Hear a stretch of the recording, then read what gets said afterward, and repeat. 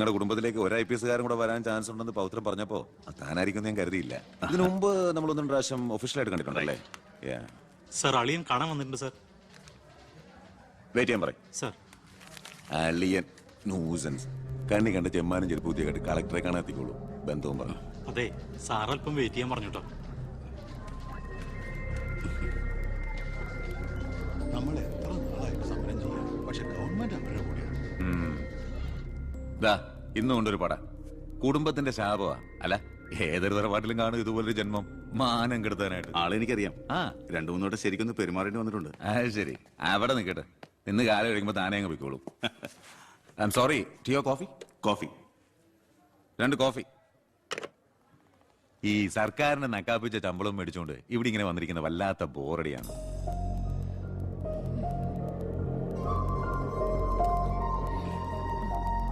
കുറെ നേരമായല്ലോ. എനിക്ക് വേണ്ടി ഇങ്ങനെ ഒരു നാടിനും കൂടി വേണ്ടിട്ടല്ലേ? കുഴപ്പമില്ല. അളിയാ, അളിയാ, എന്നെ മറന്നു അല്ലേ? 3 മണിക്കൂറായി ഞാൻ വെയിറ്റ് ചെയ്യണു. വാ അളിയാ, ഇത് ശാരി. അളിയനും മച്ചമ്പയൊക്കെ അങ്ങ് വീട്ടില്. Call me sir.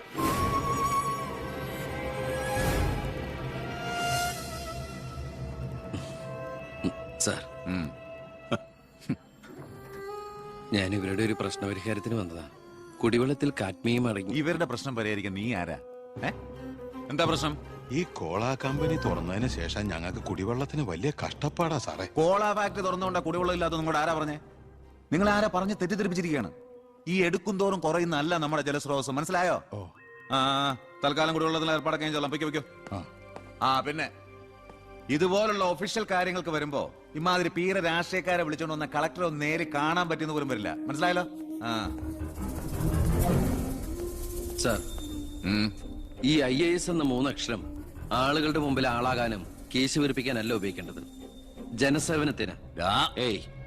നേരത്തെ പറഞ്ഞില്ലേ ചില പീറ രാഷ്ട്രീയക്കാരെന്ന്? അവരോട് ഇടപെടണമല്ല, എന്നോട് ഇടപെട്ടാണ്ടല്ലോ.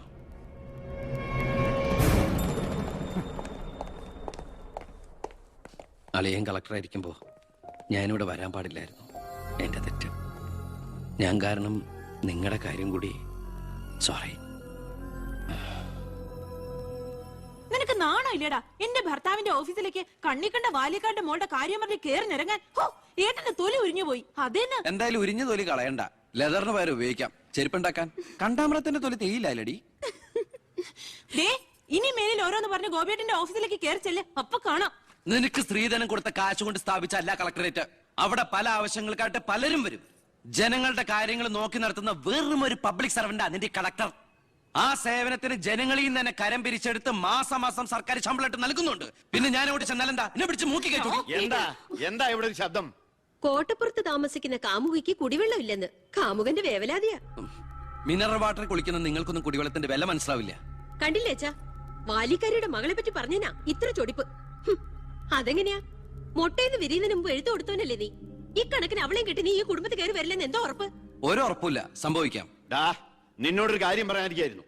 കോട്ടപ്പുറം കോള കമ്പനിയുടെ കാര്യത്തിൽ നീ ഇടപെടണ്ട. ഇടപെടാതിരിക്കാം. ആ കമ്പനി അവിടുന്ന് മാറ്റി സ്ഥാപിക്കണം. പുതിയ പ്ലാന്റിന്റെ ഉദ്ഘാടനം നടക്കാനും പാടില്ല. നിന്നെ പോലുള്ള പേട്ട് രാഷ്ട്രീയക്കാരും പ്രതിപക്ഷവും ഒന്നിച്ചിടപെട്ടാ പോലും പുതിയ പ്ലാന്റിന്റെ ഉദ്ഘാടനം ഞാൻ നടത്തും. ചന്ദനക്കാട്ടിൽ ബാലഗംഗാധര മേനോന്റെ മകനാണ് ഈ ഞാനെങ്കിൽ ആ ഉദ്ഘാടനം നടക്കില്ല. നിനക്കൊരു ചുക്കും ചെയ്യാനൊക്കെ.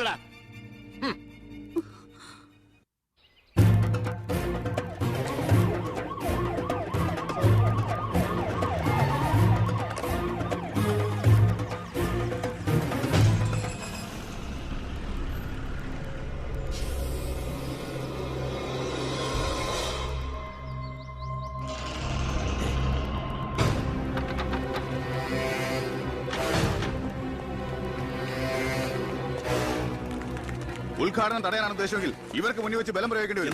എന്താ പ്രശ്നം? ഉണ്ണി, ഈ ഉദ്ഘാടനം മുടക്കരുത്. ഞാനല്ലല്ലോ മുടക്കുന്നത്, കോടതിയല്ലേ. Excuse me. ഇനി ഒരു ഉത്തരവ് ഉണ്ടാവുന്നവരെ കമ്പനിയുടെ ഉദ്ഘാടനവും പ്രവർത്തനവും നിരോധിച്ചുകൊണ്ടുള്ള ഹൈക്കോടതിയുടെ സ്റ്റേ ഓർഡർ. മന്ത്രിക്ക് മേൽ പരുന്തും പറക്കില്ലെന്ന് സാർ കരുതിയെങ്കിൽ തെറ്റി. ലെജിസ്ലേറ്റീവിനേക്കാൾ പവർ ജുഡീഷ്യറിക്കാ. എക്സിക്യൂട്ടീവ് മജിസ്ട്രേറ്റിന്റെ അധികാരമുള്ള ഈ ജില്ലാ കളക്ടർ ഇടയ്ക്ക് ഇതൊക്കെ ഒന്ന് പറഞ്ഞ് മനസ്സിലാക്കി കൊടുക്കണം. പിന്നെ കുറച്ചു പേർക്ക് തൊഴിൽ കൊടുക്കുന്ന ഏത് സംരംഭങ്ങൾക്കും ഞങ്ങൾ എതിരല്ല. പക്ഷെ അതിവിടുത്തെ മണ്ണും ജലവും എന്തിനെ ശ്വസിക്കുന്ന വായു പോലും മലിനപ്പെടുത്തിക്കൊണ്ട് ഒരു ബഹുരാഷ്ട്ര കുത്തയ്ക്കും തീരെ എഴുതി കൊടുക്കാൻ ഞങ്ങൾ അനുവദിക്കില്ല. കുടിവെള്ളം ജനങ്ങളുടെ അവകാശമാണ്, അത് പെപ്കോ കോളയുടെ ഔദാര്യമല്ല.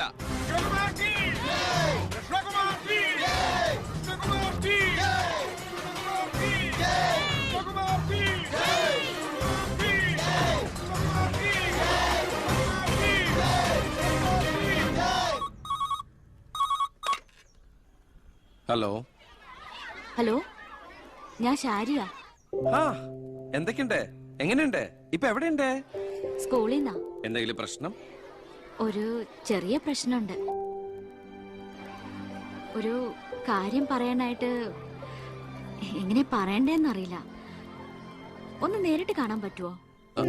നേരിട്ട് കാണാൻ പറ്റുമെന്നോ? എപ്പ കണ്ടെന്ന് ചോദിച്ചാ പോരെ? 4 മണിക്ക് സ്കൂൾ വരെ ഒന്ന്. ഓ, ഞാനും കാണാൻ കാത്തിരിക്കല്ലേ.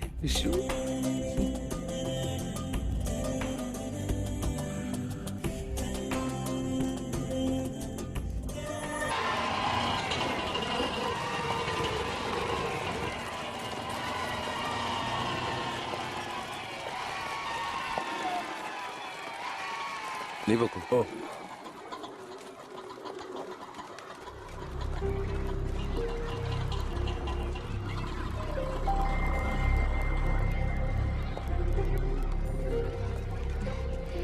ഞാൻ ഇങ്ങോട്ട് വിളിച്ചത് ബുദ്ധിമുട്ടായോ? ശാരി എന്നെ ഏത് പാതാളത്തിലേക്ക് വിളിച്ചാലും എനിക്ക് വരാൻ ഒരു ബുദ്ധിമുട്ടുമില്ല. അല്ല, ഇതിനൊക്കെ ബുദ്ധിമുട്ടില്ലേ പിന്നെ എന്തിനാ ബുദ്ധിമുട്ട്? എന്താ എന്താ പറയാനൊരു ബുദ്ധിമുട്ട്? അത് എങ്ങനെ തുടങ്ങണ്ടേന്ന് എനിക്ക് എങ്ങനെ വേണമെങ്കിലും തുടങ്ങിക്കോളൂ. അല്ല, ഒരാള് മറ്റൊരാളെ സ്നേഹിക്കാന്ന് പറയണത് തെറ്റാന്ന് എനിക്ക് തോന്നിയിട്ടില്ല. അതിപ്പോ തെറ്റാന്ന് ആരാ പറഞ്ഞേ? ആരാ പറഞ്ഞെന്ന്? അപ്പൊ തെറ്റല്ലല്ലോ.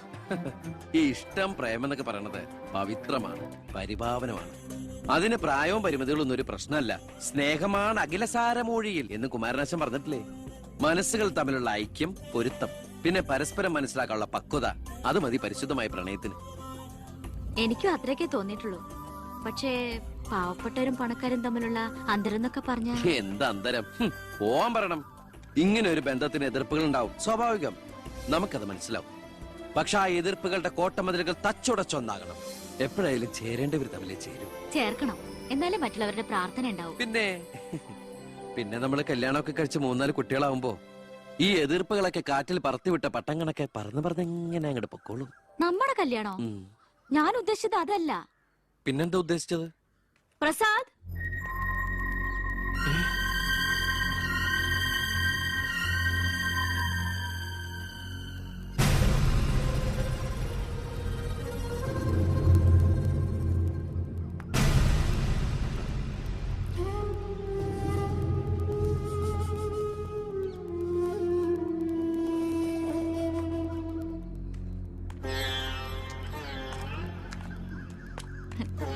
ഇത് പ്രസാദ്, ഈ സ്കൂളിലെ മാഷാ.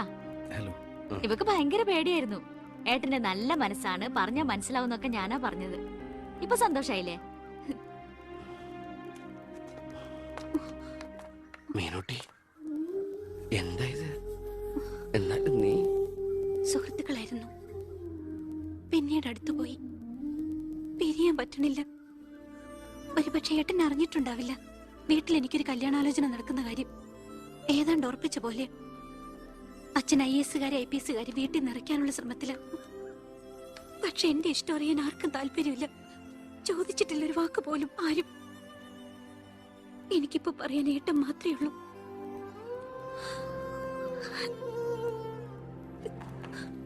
തെറ്റായിട്ട് പറയല്ല.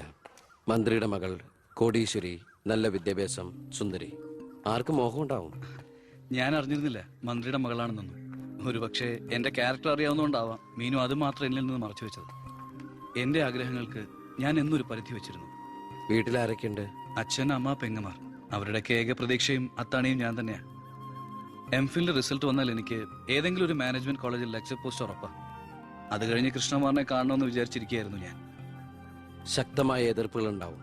അതിനൊക്കെ തരണം ചെയ്യാനുള്ള തന്റെ ഇവിടെ ഉണ്ടോ? ഉണ്ട്. എങ്കിൽ ഞാൻ കൂടെ ഉണ്ടാവും.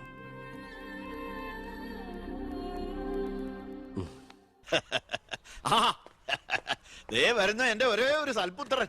നാട് ഭരിക്കുന്ന മന്ത്രിയൊക്കെ നാട് തിരക്കാം. ഭരിച്ചാലല്ലേ തിരക്കറിയാൻ പറ്റും. അല്ല ഞാൻ മോനെയാണ് ഉദ്ദേശിച്ചത്. നേരെ അടുക്കളയോട്ട് പോവാന്നോ? ഇവിടെ നടക്കുന്ന ചടങ്ങ് എന്താണെന്ന് മനസ്സിലായോ? മീനൂട്ടിയുടെ കല്യാണം ഉറപ്പിക്കുക. ഓ അത് ശരി. ഞാനും വിചാരിച്ചു എന്താണ് ഇവിടെ ASP ആയിട്ട് ഒരു ബിസിനസ് എന്ന്. എന്നിട്ട് കച്ചവടം ഉറപ്പിച്ചോ? ഇപ്പൊ ഉറപ്പിക്കും. ആ hello, I am Harindran from Singapore. ഏയ് ഒരു ആ മിനിറ്റ്. ഇനി ഹരിദ്ര സാർ ഇരിക്കുക. അല്ല ചുമ്മാ കയറി നിൽക്കണ്ടല്ലോ. ഈ കല്യാണം നടക്കില്ല. അവൾക്ക് വേറെ ചെറുപ്പക്കാരൻ ഇഷ്ടാ. പയ്യൻ കോട്ടപ്പുറ സ്കൂളിലെ മാഷ, പേര് പ്രസാദ്. അവൾക്ക് ഈ കല്യാണത്തിന് ഇഷ്ടമല്ലാത്ത നിലയ്ക്ക് ഇതിന്ന് പിന്തിരിയല്ലേ ബുദ്ധി. അതല്ലേ നല്ലത്. പെണ്ണിന്റെ ഫ്ലാഷ് ബാക്ക് എനിക്കൊരു പ്രശ്നമല്ല. അല്ല, ഇതിൽ ഇടപെടാൻ താനാരാ? ഞാൻ അവളുടെ ഓരോ ആങ്ങളാ. എനിക്ക് പെണ്ണിന്റെ അച്ഛനുമായിട്ടാ ഡീല്. ഇവിടുത്തെ മന്ത്രിക്ക് ഒരു IPS കാരനെ ആവശ്യം. എനിക്കൊരു മന്ത്രി, ഒരു ഗിവ് ആൻഡ് ടേക്ക് പോളിസി. ഓ അത് ശരി. അങ്ങനെ ഒരു ബന്ധമാണ് അച്ഛനും നിങ്ങളും ആഗ്രഹിക്കുന്നെങ്കിൽ നിങ്ങൾക്ക് തമ്മിലാണ് കല്യാണം കഴിച്ചൂടെ? ഒരു ഗിവ് ആൻഡ് ടേക്ക്. അയ്യോ ഞാനില്ല, എന്നെ ഒഴിവാക്കിയേക്ക്. നിങ്ങൾ തമ്മിലാവുമ്പോ നല്ല ചർച്ചയായിരിക്കും. മേഡ് ഫോർ ഈച്ച് അതറാ. അവൻ ചിരിച്ചോണ്ടാ ഇടപഴകുന്നേ. കുഴപ്പമില്ലെന്ന് തോന്നുന്നു. ചിരിച്ചോണ്ട് പൊളിച്ച തെറി പറയാനും എടുക്കനാ മകനെ. വാ മോളെ. നമ്മൾ എന്തായാലും ഈ കല്യാണം നടത്താൻ പോണില്ല. പിന്നെ എന്തിനാ വേഷം കെട്ടില്ലേ? മോളാത്തേക്ക് അച്ഛന്റെ വെറും നേരം പോക്കളല്ലേ ഇതൊക്കെ. ചുമ്മാ അമ്മേ. ആ അപ്പൊ ഇറങ്ങല്ലേ? അവിടെ ASP മോൻ പോവാൻ ധൃതി കാണിക്കണോ? ചെല്ലെ. നീ ഞങ്ങളെ അവമാനിക്കാൻ മനഃപൂർവ്വം കച്ചകെട്ടി ഇറങ്ങിയിരിക്കണോ? അങ്ങനെയാണെങ്കിൽ അങ്ങനെ. അച്ഛനെന്ത് IAS IPS ഒക്കെ കാണുമ്പോ ഇത്ര ആക്രാന്തം? വിദ്യാഭ്യാസ മന്ത്രി ആയതുകൊണ്ടാണോ വിദ്യാഭ്യാസം കുറവായതുകൊണ്ടാണോ? അല്ല പറഞ്ഞു കൊടുക്ക സാറേ, ഇംഗ്ലീഷ് അക്ഷരം കൊണ്ട് എന്താ അത്ര ഭ്രമമെന്ന്. ഇയാള് ദേ ഒരു IPS കാരനെ പിടിച്ച് ലീവ് എടുപ്പിച്ചിട്ട് ഫൈനാൻസിങ് കമ്പനി തുടങ്ങിയിരിക്കുക. അത് പിന്നെ അഴിമതിയിലൂടെ കിട്ടിയ കള്ളപ്പണം സൂക്ഷിക്കാൻ മറ്റൊരു മാർഗം വേണ്ടേ എന്ന് ചിലര് പറയുമെന്ന്. ഇപ്പതാ കളക്ടറെ കൊണ്ട് ലീവ് എടുപ്പിക്കാൻ പോവാ 5 സ്റ്റാർ ഹോട്ടൽ തുടങ്ങാൻ. ഇതുമൂലം രാജ്യത്തിന് നഷ്ടപ്പെടുന്നത് ഒരു IAS കാരന്റെ IPS കാരന്റെയും സേവന. അയ്യോ അതോർത്ത് സാർ സങ്കടപ്പെടരുത്. ഇവരുടെ സേവനം നഷ്ടമാകുന്നതുകൊണ്ട് രാജ്യത്തിന് ഗുണമേ ഉള്ളൂ, ദോഷമില്ല. അത് മോൻ സാർ മനസ്സിലാക്കണം. അച്ഛന് വെട്ടിപ്പിടിക്കാനും ഷോ കാണിക്കാനും എന്തിനാ സ്വന്തം കുട്ടികളുടെ ഇഷ്ടങ്ങൾ കുരുതി കൊടുക്കുന്നത്? അച്ഛനോട് ഞാൻ പറഞ്ഞല്ലേ മീനുട്ടിയുടെ ഇഷ്ടത്തെ കുറിച്ച്. ഇനിയെങ്കിലും അച്ഛൻ അവൾ ആഗ്രഹിച്ച കല്യാണം നടത്തി കൊടുക്കുക. ഇല്ല, ഞാൻ ജീവിച്ചിരിക്കുമ്പോ ഞാൻ തീരുമാനിച്ച കല്യാണം നടക്കൂ. എന്തിനാ അച്ഛൻ എത്ര വാശി?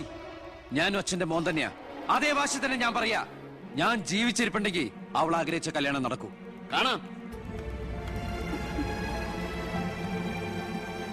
ഇതൊന്നും ഞാനത്ര വലിയ കാര്യമാക്കുന്നില്ല സർ. എന്റെ തീരുമാനങ്ങൾക്ക് മാറ്റമില്ല. പക്ഷെ പ്രശ്നം അതല്ല. പെണ്ണിന്റെ സ്നേഹബന്ധത്തിന് സ്ട്രോങ് ആയി സപ്പോർട്ട് ചെയ്യുന്ന ഒരാള് കുടുംബത്തിൽ തന്നെ ഉള്ളപ്പോ അവനെ വീട്ടിൽ നിന്ന് അടിച്ച് പുറത്താക്കി പടിയടച്ച് വിടണം വെച്ചാൽ പത്രക്കാർ വേറെ കഥകൾ ഉണ്ടാക്കും. ഇത് കൊല്ലാനും വയ്യ വളർത്താനും വയ്യ എന്ന് പറഞ്ഞ അവസ്ഥയിലപ്പോ അച്ഛൻ ടെൻഷൻ അടിച്ച് വെറുതെ BP കൂട്ടല്ലേ? സർ, എനിക്കൊരു കോൺഫിഡൻസ് ഉണ്ട്. ഞാൻ ഇറങ്ങുന്നു. സർ, ഒരു മിനിറ്റ്. ഇനി എന്താ ചെയ്യേണ്ടതെന്ന് ഞാൻ പറയാതെ സാറിന് അറിയാലോ. അച്ഛന്റെ മൊബൈൽ ഒന്ന് തന്നെ.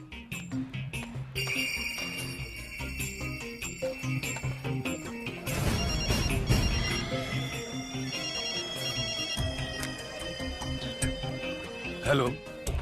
പവിത്രന് പേര് പ്രസാദ്. കോട്ടപ്പുറം UP സ്കൂളിലെ കണക്ക് വാദ്യാൻ. രാഷ്ട്രീയ വൈരാഗ്യം. പിന്നെ വിവരങ്ങൾ അപ്പപ്പ തന്നെ അറിയിക്കണം. നീ ഇപ്പൊ എന്ത് ചെയ്യാൻ പോവാ? അച്ഛൻ ആരുടെ മുമ്പിലും തല കുനിക്കുന്നത് കാണാൻ എനിക്ക് വയ്യ. നമ്മുടെ മീനുവിന്റെ കല്യാണം മാന്യമായി നടത്തണ്ടേ അച്ഛാ?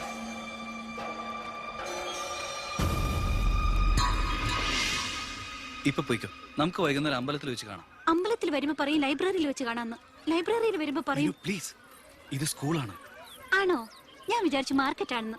ദേ ഞാനൊരു കാര്യം പറയാം. എന്റെ കല്യാണം ഉറപ്പിച്ചല്ലേ ഉള്ളൂ, കഴിഞ്ഞിട്ടില്ലല്ലോ. അന്ന് കളിയാക്കി വിളിച്ച ഇനി ഇങ്ങനെ ഒഴിപ്പാൻ തന്നെയാണ് പ്ലാനെങ്കിൽ ഞാൻ അയാളെ കെട്ടി അങ്ങ് പോവും. ഓ ആയിക്കോട്ടെ. എന്നിട്ടേ ഞങ്ങൾക്കുണ്ടാവുന്ന കുട്ടിയെ ഞാൻ ഇവിടെ തന്നെ പഠിപ്പിക്കും. എന്നിട്ട് കൊച്ചിനെ നോക്കി പറഞ്ഞാൽ മതി, എനിക്ക് പിറക്കാതെ പോയ മകനാണല്ലോ നീ എന്ന്. കേട്ടോ മീനുട്ടി? എനിക്ക് വേറെ പണിയുണ്ട്, ഞാൻ പോവാ. ഇങ്ങനെ ഒരു മണിക്കൂസിനെയാണല്ലോ ഈശ്വര ഞാൻ സ്നേഹിച്ചത്. ഇന്ത്യയുടെ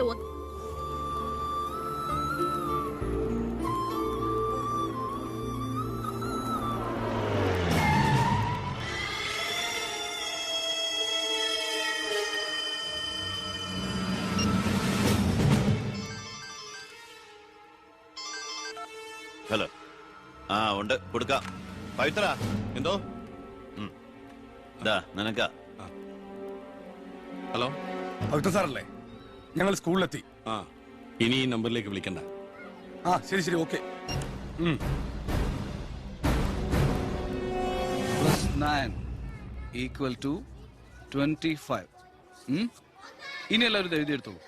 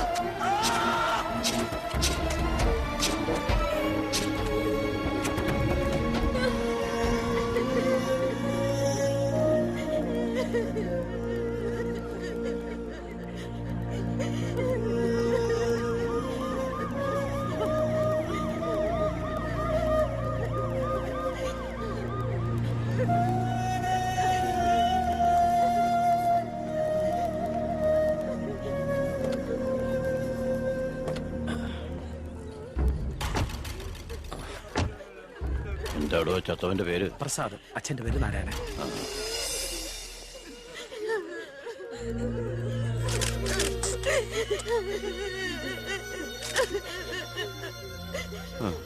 പ്രസാദിന്റെ അച്ഛൻ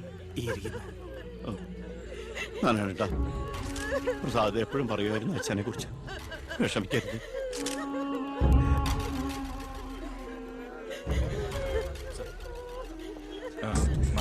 എക്സ്ക്യൂസ് മീ സാർ, പ്രസാദിന്റെ കൊലപാതകത്തെ കുറിച്ച് എന്തെങ്കിലും? പ്രസാദിന്റെ മരണം കേട്ടപ്പോൾ ഞാൻ ഞെട്ടിപ്പോയി.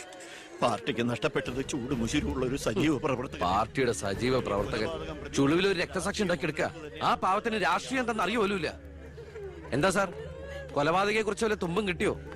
പട്ടാ പകൽ എല്ലാവരും മുമ്പിലിട്ട് എന്നിട്ടും പ്രതിയെ പിടിക്കാൻ പോലീസിന് കഴിഞ്ഞില്ലെന്ന് വെച്ചാൽ നാണക്കേടാണ് സാർ. താൻ എന്തിനാ എന്റെ അടുക്ക ചൂടാവുന്നേ? അധികാരമുള്ളവർ പറയുന്നത് അനുസരിക്കാൻ എനിക്ക് കഴിയൂ. അധികാരമുണ്ടോ എനിക്ക്? എങ്കിൽ താൻ പറയുന്നത് അക്ഷരം പ്രതി അനുസരിക്കാൻ ഞാൻ. രാജ്യത്തിന്റെ തന്നെ അഭിമാനം. കൊലപാതകയെ പറ്റി വ്യക്തമായ സൂചന എനിക്ക് ലഭിച്ചിട്ടുണ്ട്. എങ്കിൽ പിന്നെ സാറിനെ അവരെ അറസ്റ്റ് ചെയ്തൂടെ? വെറുതെ അറസ്റ്റ് ചെയ്തിട്ട് കാര്യമൊന്നുമില്ല. സാക്ഷികൾ വേണം. അല്ലെങ്കിൽ കോടതിയിൽ നിന്ന് പുല്ല് പോലും ഇറങ്ങിപ്പോരും. സാക്ഷി പറയാൻ ആളുണ്ടാവണം. ആരും ഉണ്ടാവില്ല. ഉണ്ടെങ്കിലോ അധികാരികളുടെ ഒക്കെ ഉത്തരവിന് മേലെ നിന്നുകൊണ്ട് ഞാൻ പ്രതിയെ കസ്റ്റഡിയിലെടുക്കാം. ശിക്ഷ വാങ്ങിക്കൊടുക്കാം. കുട്ടികളുടെ മുന്നിലിട്ട് കുട്ടികളുടെ ഷോക്ക് ഇതുവരെ വിട്ടുമാറിയിട്ടില്ല. പ്രസാദിന്റെ അച്ഛനും അമ്മയും പെങ്ങളും ഒക്കെ അവരുടെ കണ്ണീര് നമുക്ക് കണ്ടില്ലെന്ന് നടിക്കാൻ പറ്റുമോ? വേണ്ട കുഞ്ഞെ, അവരൊക്കെ വലിയ വലിയ ആളുകളാ. എനിക്ക് ഇവളല്ലാതെ വേറെ ആരുമില്ല. കൊള്ളാവുന്ന ഒരുത്തരെ ഇവളെ കൈപിടിച്ചു കൊടുത്ത് മനസമാധാനത്തോടെ മരിക്കണം എന്നാ എന്റെ ആഗ്രഹം. ശരി, പ്രസാദിന്റെ കൊലപാതകത്തിൽ നിന്ന് നമുക്കങ്ങനെ ഒഴിഞ്ഞു മാറാൻ പറ്റൂ? ഒരു തരത്തിലും നമുക്കില്ലേ പങ്ക്? താൻ ഒരാൾ വിചാരിച്ചാല് കൊലപാതകയെ കോടതിയുടെ മുമ്പിൽ കൊണ്ടുവരാൻ പറ്റും, വ്യക്തമായ സാക്ഷിമൊഴികളോടെ. എന്നെ വിശ്വാസമില്ല ശരിക്ക്.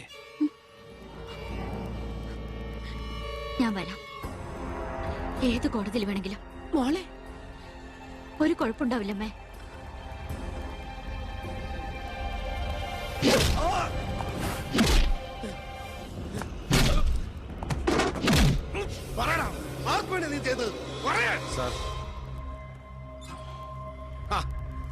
ഇവനാണ് മുഖ്യപ്രതി, വെട്ടൂർ ശിവൻ. ഇതൊരു രാഷ്ട്രീയ കൊലപാതകമായി വളച്ചൊടിച്ചതിന് പിന്നിൽ ആരാണെന്ന് ഇവന് അറിയാം. പക്ഷെ നീ കാരണം എന്റെ പെങ്ങള് പോലീസ് സ്റ്റേഷനായി പോയി. സാറിവിടെ നിൽക്കണോ? അല്ലെങ്കിൽ ഞാൻ നിന്നെ കൊണ്ട് പറയിപ്പിച്ചനെ കേട്ടോ. ഞാൻ നിൽക്കുന്നത് താൻ കാര്യാക്കണ്ട. കൊടുക്കടോ. തന്റെ പെങ്ങളെ കെട്ടായിരുന്നവനല്ലേ ഇവൻ കൊന്നത്. അപ്പൊ പിന്നെ ഞാൻ ഇടിക്കുന്നതിനേക്കാൾ പവർ തന്റെ കഴിക്കാം. നോക്കി നിൽക്കാതെ കൊടുക്കണോ.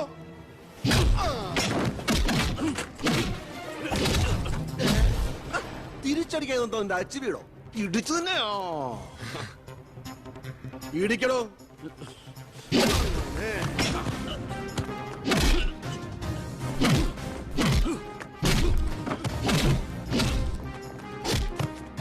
എന്താണോ നോക്കി നിൽക്കുന്നത്? ആ ട്യൂ മാറ്റിയിടാൻ പറഞ്ഞത് എത്ര ദിവസമായി? പോയി മാറ്റിട്ടോ.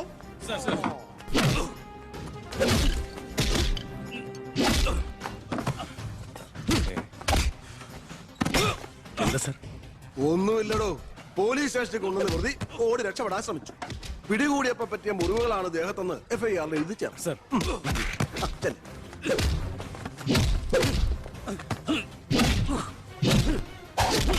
പറയടാ, ആര് പറഞ്ഞിട്ടാണ് നീ ചെയ്തത്? പറയാൻ ആരാടാ നിന്റെയൊക്കെ പിന്നിൽ? മതി മതി. ഒരു ചാൻസ് കിട്ടിയെന്ന് വെച്ച് ഓവറാക്കരുത്. അവൻ ചത്തുപോവും. പിന്നെ ലോകം മർദ്ദനം, CAക്ക് സസ്പെൻഷൻ. വെറുതെ എന്തിനാ എന്റെ കഞ്ഞിയില്? തൽക്കാലം ഇവനൊന്ന് റെസ്റ്റ് എടുക്കട്ടെ. എനിക്ക് അവന്റെ മേലെ കുറച്ച് പണിയുണ്ട്. എന്നിട്ട് ഞാൻ അവനെ കൂടെ സത്യം പറയിപ്പിച്ചോളാം. താൻ ചെല്ലേ.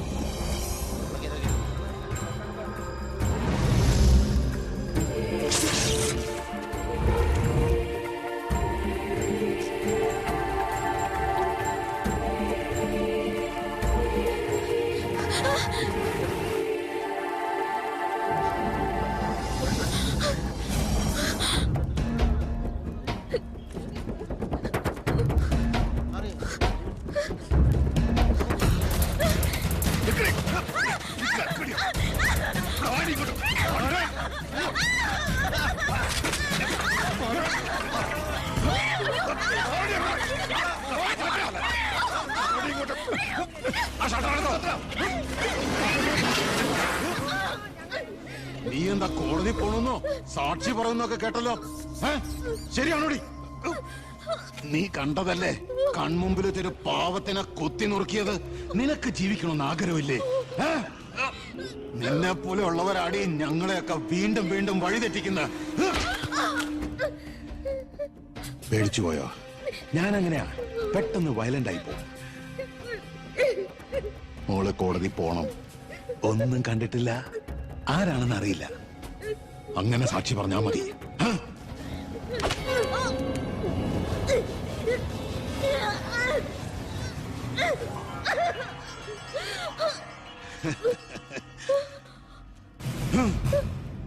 ഇനി ഇതിന്റെ പേരിൽ നമ്മൾ തമ്മിൽ കാണേണ്ടി വരരുത്.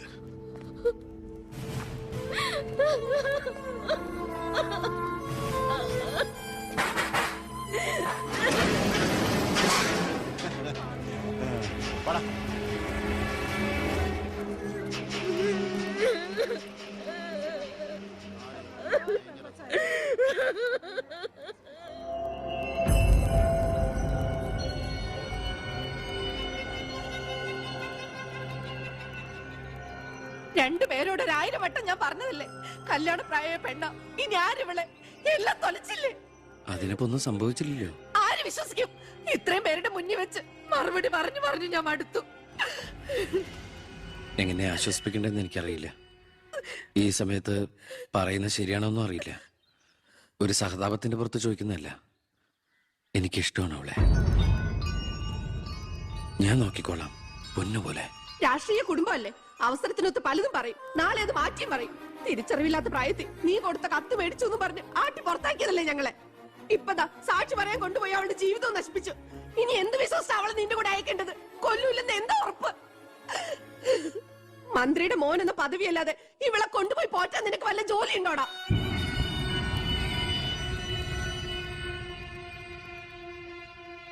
ഇനി മേലാൽ ഇമാതിരി വർത്താനം പറഞ്ഞ് ഈ വീടിന്റെ പരിസരത്തെങ്ങാനും വന്ന ദേവകിയുടെ ശരിക്കുള്ള സ്വഭാവം നീ അറിയും. അമ്മേ, നീ ഒന്നും ഉണ്ടായിരടി. ഇറങ്ങി പോകുന്നുണ്ടോ?